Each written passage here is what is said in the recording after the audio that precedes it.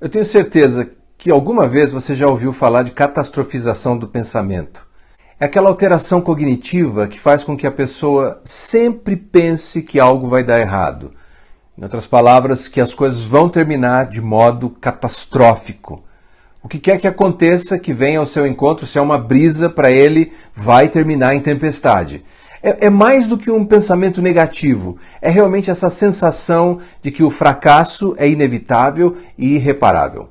Talvez você conheça pessoas assim, talvez você esteja vivendo uma experiência assim. Os estudiosos da mente humana, eles dizem que por trás daqueles que se sentem frustrados, deprimidos, depressivos, esse pensamento catastrófico, ele está sempre ali, presente, como um fantasma, como uma labareda sempre acendendo a mesma fornalha.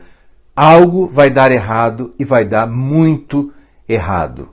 E essas pessoas com sensação de serem fracassados, deprimidos, depressivos, elas estão presentes pelo mundo afora. Mas o Brasil, segundo os dados estatísticos, ele é o campeão da América Latina de deprimidos. Nós temos um exército de milhões de pessoas deprimidas. Mas aqui está o problema. Muita gente, quando pensa em deprimidos, em depressivos, acha que é gente fraca, que são pessoas que de alguma maneira eles não têm a força necessária, o tutano necessário para lidar com as dores da vida. Mas será que é assim? Eu acredito que não. E eu acredito que não porque a Bíblia nos ensina algo completamente diferente. Por exemplo, a Bíblia nos fala de Moisés. Será que Moisés era fraco? Moisés liderou 2 milhões de pessoas saindo do Egito. E no livro de Números, nós vemos um Moisés completamente arrasado, pedindo a morte, dizendo: Deus, eu não aguento mais, tira a minha vida. O que dizer do apóstolo Paulo? O apóstolo Paulo, várias pessoas já disseram, ele mereceria um Nobel de comunicação, o maior missionário de todos os tempos, o homem que levou o evangelho para a Europa e para o mundo conhecido da época. Mas na sua segunda carta aos Coríntios, ele diz que passou por tribulações tão agudas na Ásia que ele chegou a se desesperar da própria vida. E Jeremias, o profeta Jeremias, quando lemos o seu livro, ele diz que está tão exausto que ele não suporta mais. Sentir-se deprimido, sentir-se fracassado, sentir-se depressivo, não é privilégio de gente fraca, não é privilégio de gente rebelde. Pessoas piedosas, santas, gente dedicada e forte pode se sentir deprimida, depressiva, frustrada e arrasada. Um personagem da Bíblia que ilustra muito bem isso é Elias. Você lembra que Elias, o nome dele já começa a anunciar a mensagem de Deus, é um nome teologicamente correto, porque o nome dele significa Yahvé é Deus. Quer dizer, é monoteísta, é o Deus Todo-Poderoso, é o Deus Libertador, é o Deus da Aliança, é o Yahvé, está tudo certo. A vida dele é de uma carreira meteórica do ponto de vista ministerial. A sua experiência é cercada por fenômenos sobrenaturais o tempo todo. Uma vez veio 2 expedições de guardas querendo prendê-lo injustamente. O que ele fez? Ele simplesmente pediu fogo do céu. Ele disse: se eu sou homem de Deus, que desça fogo do céu agora e consuma esses homens. E por 2 vezes o fogo desceu do céu e consumiu aqueles homens completamente. A terceira expedição de soldados teve que ir lá e pedir gentilmente pela misericórdia do profeta para que o acompanhassem. E assim ele fez. Ele ressuscitou o filho de uma viúva. Pense nisso, ele ressuscitou um morto.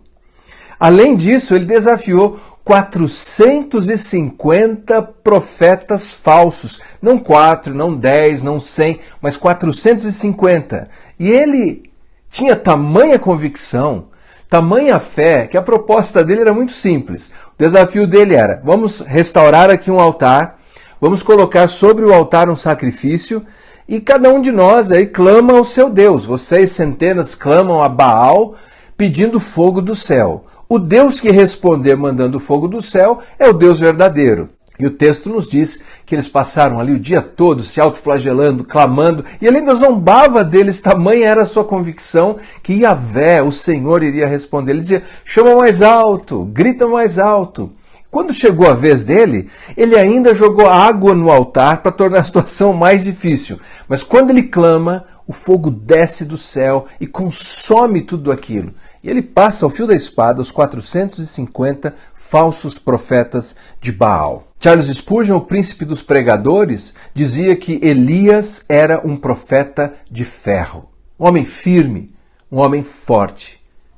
Mas quando vamos para a sua história, ele enfrentou crises, dificuldades, sensação de fracasso, sentiu-se deprimido e depressivo. Veja o que a Bíblia nos diz no primeiro livro dos Reis, no capítulo 19. Acabe contou a Jezabel tudo o que Elias havia feito e como havia matado todos os profetas à espada. Então Jezabel mandou um mensageiro a Elias para dizer-lhe: que os deuses me castiguem, se amanhã, a estas horas, eu não tiver feito com a sua vida o mesmo que você fez com a vida de cada um deles. Elias ficou com medo, levantou-se para salvar a vida, se foi e chegou a Berseba, que pertence a Judá, e ali ele deixou o seu servo. Ele mesmo, porém, foi para o deserto, caminhando um dia inteiro. Por fim sentou-se debaixo de um zimbro, sentiu vontade de morrer e orou: basta, Senhor, tira a minha vida, porque eu não sou melhor do que os meus pais. Bom, evidentemente esse homem está frustrado. Qual seria a sua frustração? Eu imagino que ele tinha expectativa que Jezabel, diante daquele milagre tão grande de descer fogo do céu e consumir o altar, o sacrifício e a rendição e o extermínio de todos aqueles profetas, que aquela mulher se emendaria, que ela entenderia que o Senhor é Deus, que o Deus de Elias é o único Deus. Mas isso não aconteceu. Pelo contrário, ela ainda enviou uma mensagem a ele ameaçando tirar-lhe a vida. Essa frustração me parece que foi tão grande, essa experiência de estresse foi tão grande para Elias, que nós encontramos esse homem que enfrentou literalmente exércitos. Esse homem que ressuscitou um morto. Esse homem que viu o fogo descer do céu. Mas ele ficou tão estarrecido que o texto nos diz que ele temeu. E por medo, fugiu. E a mente dele, a sua capacidade cognitiva está tão catastrófica que as suas decisões não são as melhores. Ao invés de buscar a Deus, ele foge. Ao invés de levar consigo seu companheiro, ele deixa o companheiro no caminho e segue sozinho para o deserto. A pior coisa que uma pessoa que está vivendo uma crise de depressão ou sentindo-se fracassado e deprimido, a pior coisa que ela pode fazer é isolar-se. É exatamente o que ele faz. Ele se isola. Uma das lições que eu aprendi na vida é que nós não devemos cortar uma árvore quando é o inverno. Sabe, quando você olha para uma situação, as folhas estão secas, parece que não tem mais vida, e você diz, quer saber, eu vou passar o machado nisso, eu vou cortar isso de uma vez. Não faça isso, espere até a primavera. Pode ser que novamente você veja os frutos surgirem. Não tome decisão quando a sua mente está confusa, quando você se sente fragilizado. No quadro dele, nós vemos essa experiência de estresse tão aguda que os estudiosos chamam de uma neuroinflamação, que causa esse tipo de sentimento e de sensação que ele está vivendo. Esse é o quadro dele. Você olha, ele tem medo, ele foge, ele se isola, ele se sente sozinho, exausto e com pensamentos de morte. Elias está vivendo isso, essa catastrofização mental. Mas apesar dele ter fugido por 160 quilômetros até Berseba, apesar dele ter abandonado o seu posto, apesar de ter fugido e desistido da sua carreira, Deus não desistiu dele. E Deus foi com ele. E quando continuamos lendo o texto, nós vemos que um anjo do Senhor o tocou enquanto ele dorme embaixo de um arbusto, embaixo de um zimbro, cansado da vida, um anjo tocou-lhe. E preparou para ele pão sobre brasas e água. Deus deu a ele todos os nutrientes físicos e toda a hidratação necessária. E a voz que lhe era necessária também, porque Deus fala com ele por pelo menos 2 vezes nesse texto. Veja, na Bíblia nós aprendemos que Deus cura pelo menos de 3 maneiras. Deus cura de modo natural, isso é, com repouso. O salmista costumava dizer que Deus afofa a cama do enfermo. Isso é, Deus prepara aquele momento para que naturalmente a pessoa se recupere. Segundo, Deus cura por meio medicinal. Você se lembra quando Timóteo reclamava das suas frequentes dores estomacais? O apóstolo Paulo escreve em sua carta e diz assim: não tome apenas água, mas toma também com um pouco de vinho. Porque a água naqueles dias era insalubre e o vinho era utilizado como uma espécie de antisséptico natural. Em outras palavras, Paulo estava dizendo, por conta das tuas frequentes dores estomacais, tome esse medicamento. Terceiro, Deus pode curar por meio sobrenatural. O que nenhum de nós tem o poder para fazer é determinar a Deus como Deus agirá. Afinal de contas, há um único Deus, e não sou eu e nem você. E no caso de Elias, nós vemos que Deus providenciou para todas as suas necessidades, física, emocional e espiritual. Veja o que ele diz no capítulo 19. O que você está fazendo aqui, Elias? Versículo 13, parte C. O que você está fazendo aqui, Elias? Por 2 vezes Deus pergunta ao profeta, o que você está fazendo aqui? A essa altura ele está dentro de uma caverna, isolado, fugindo, com medo, pedindo a morte, imaginando o pior dos cenários, e Deus diz, o que você está fazendo aqui? Por 2 vezes Deus faz essa pergunta tão terapêutica. Deus está presente e ajuda o profeta a fazer um exercício de introspecção e entender quais eram as suas frustrações, o que estava produzindo essa angústia, o que estava fazendo com que ele projetasse catástrofes na sua vida. Afinal de contas, a vida dele não estava nas mãos de Jezabel. A vida dele estava nas mãos de Jeová, assim como a minha vida e a sua vida está nas mãos de Deus, e o nosso Deus cuidará de nós. É muito interessante que durante essa experiência de reconstrução, ele tem visões espetaculares como o terremoto, como o fogo sobre a penha, ele ouve tempestades, mas ele diz que Deus não estava em nada disso, nem no fogo, nem no terremoto, mas Deus estava num sussurro tranquilo.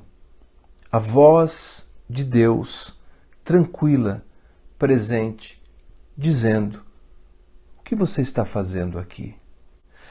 Pensamos algumas vezes que Deus estará presente se algo espetacular acontecer à nossa volta. Mas muitas vezes Deus está presente num sussurro discreto, na brisa que sopra o cabelo, num carinho, num cafuné celestial. Deus está presente. Então não importa que frustração estejamos vivendo ou que dificuldade, não importa se tentamos fugir de Deus, se desistimos de Deus, Deus não desistiu de nós, Deus não desistiu de você. E Ele vem ao seu encontro, aonde quer que você esteja, debaixo desse zimbro, pensando apenas em destruição, em desconstrução pessoal, ou isolado dentro dessa caverna, Deus vem ao seu encontro e Ele está com você. Eu li a história desse jovem chamado Rafi. Ele era um tradutor entre os vietnamitas. Ele costumava traduzir para missionários americanos. E quando na década de 50 aconteceu a guerra entre Estados Unidos e os vietnamitas, ele foi preso, porque ele era suspeito de servir ao exército americano. Por conta disso, tiraram dele todos os livros de língua inglesa. Tiraram a Bíblia, tiraram livros devocionais, tudo. E jogaram ele numa prisão suja. Os primeiros dias ele orou pedindo libertação, nada aconteceu. E com o passar dos dias, uma mágoa, uma frustração, ele foi sentindo deprimido. Ele já não orava mais, não pensava nas coisas de Deus e não tinha mais interesse. Talvez Deus sequer existisse, ele dizia. Mas um dia, quando ele foi designado para limpar as latrinas dos soldados, quando esvaziava uma lixeira, ele viu um pedaço de papel e teve a impressão que no título estava em inglês Romanos. E ele pegou aquilo e colocou no bolso. Levou para o seu quarto e lá debaixo do seu mosquiteiro, com uma luz bruxuleante, ele começou a ler. Era de fato a carta de Paulo aos Romanos, capítulo 8, e ele leu: todas as coisas, porém, cooperam para o bem daqueles que amam a Deus e são chamados segundo o seu propósito. Quando olhamos para a vida de Elias, nós vemos que no meio de toda essa dificuldade, de toda essa depressão que ele enfrentou, Deus estava trabalhando na vida dele. Quando enfrentamos uma crise e respondemos à crise da maneira de Deus, nós saímos da crise um pouco melhor. E é isso que eu creio que Deus fará. Nós sairemos de tudo isso um pouco melhor. Vamos orar. Pai, eu te agradeço por suas bênçãos, agradeço, Senhor, pela sua palavra, agradeço pela vida de Elias, que nos ensina, Senhor, que mesmo grandes pessoas podem enfrentar grandes frustrações. E nesse processo de enfrentar frustrações, essas pessoas podem, Senhor, acabar se sentindo deprimidas, depressivas e com o sentimento, Senhor, de que há sempre uma catástrofe ali adiante. Que essa história possa nos fazer lembrar que o Senhor cuida de nós, que nós não estamos desamparados. E assim como ao longo da história o Senhor cuidou de tantas pessoas, o Senhor continua cuidando de nós. É no nome de Jesus, o nosso Salvador, que nós oramos e agradecemos. Amém e amém. Eu quero encorajar você a ser um missionário digital. Se essa mensagem edificou a sua vida, lembre-se que com um clique, você pode transformar a vida de alguém. Então, aperte esse botãozinho compartilhar e envie essa mensagem para sua rede de amigos. Deus abençoe você.